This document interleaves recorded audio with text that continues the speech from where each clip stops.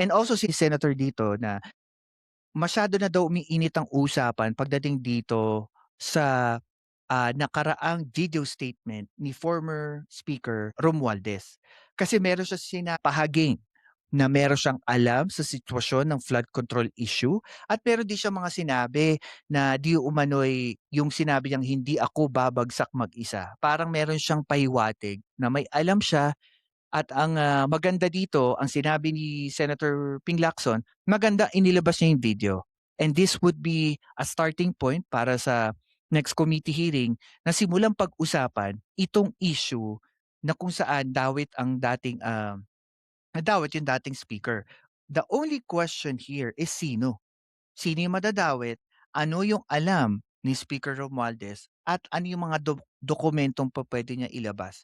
Kasi at the end meron kang alam at meron kang mga bagay na pupuwede mong mai-share lalo na sa mga public committee hearing na ganito na ginagawa sa Senado. Most definitely ito, na supplemental or sometimes baseline documents ng mga investigating committee like Ombudsman, NBI, or DOJ. So ako para sa akin, Speaker Romualdez will show up sa susunod na Blue Ribbon Committee hearing. This is a good indication na tayo mga taxpayer, makikita natin talaga yung inaasam na nating accountability dito sa mga government official na connected. Dito natin malalaman yung opinion niya, ano ba talaga yung totoo, sino ba talaga yung mga involved. I don't care, even if the president is involved here. Ang punto ko dito, yung mga ebidensya na alam ng speaker, ilabas na. Kasi who would know?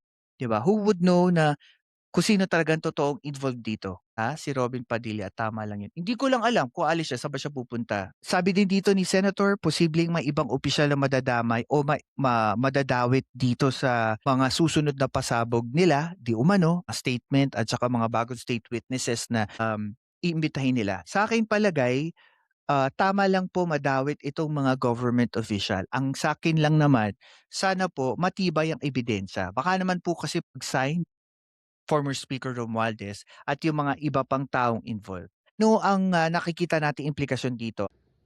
Ako si Professor Roland Simbulan at ito ang Philcast kung saan ang katotohanan ay walang takot na sinasabi. Like, share, and subscribe na.